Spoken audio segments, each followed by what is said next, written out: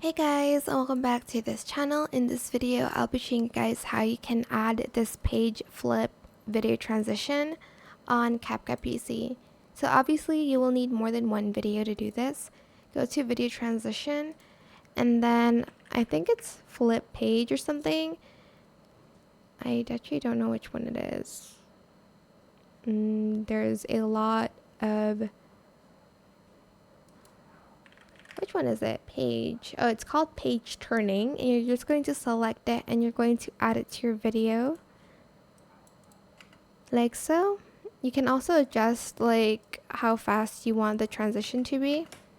There's also all of these other options, but this is the most, I guess, realistic one.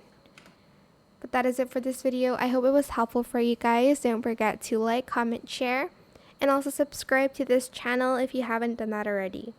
If you have any more questions about this video, just leave it in the comment section down below. I'll try my best to answer them all for you guys.